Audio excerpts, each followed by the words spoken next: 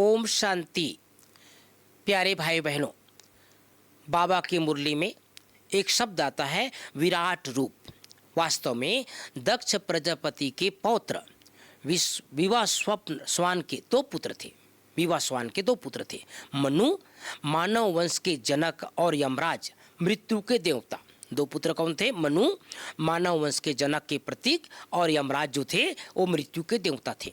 कहा जाता है इस पृथ्वी की मानव जाति मनु के पुत्रों से उत्पन्न हुई।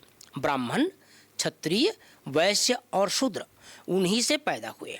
ब्राह्मणों की रचना मनु के माथे से, क्षत्रियों की उसके कंधों से, वैश्यों की उनकी जांघों से और शूद्रों की उसके पैरों से हुई। उनके जन्म स्थानों के अनुसार उनके कार्य निश्चित किए गए। जैसे ब्राह्मणों को वेद पाठ, क्षत्रियों को राजशाही, वैश्यों को व्यापार और शूद्रों को सेवा का। लेकिन इस मनगढ़ंत कहानी पर पुनः सोचने की जरूरत है, पूरा सोचने की आवश्यकता है। यदि यह सच है कि विविध वर्णों की रचना भगवान ने की है, जो धार्मिक झगड़े, भेदभाव, मतभेद और विषमताएं आज हम संसार पर देख रहे हैं, इन सब का जवाबदेह भी अगर भगवान को होना चाहिए। परंतु यह एक अच्छी तरह से जाना हुआ सत्य है कि ईश्वर ऐसा कोई भेदभाव नहीं रखता।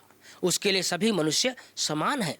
यदि कहीं कुछ फर्क है तो मनुष्यों के गुणों में है। यदि नीच जाति में जन्मा एक व्यक्ति अच्छी आदर और आदत और आध्यात्मिक सोच में उच्च है तो वह सच्चा ब्राह्मण कहलाने के योग्य है।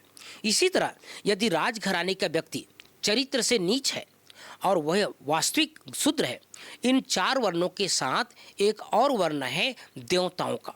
श्री बाबा अपने बच्चों को शूद्र से ब्राह्मण और फिर ब्राह्मण से देवता में परिवर्तित कर रहे हैं। प्यारे भाइयों बहनों, वास्तव में ये संगम युग का यादगार है, जो बाबा कई बार हम सबको चारों युगों के बारे में और हमारे चारों स्वरूप के बारे में बताते हैं।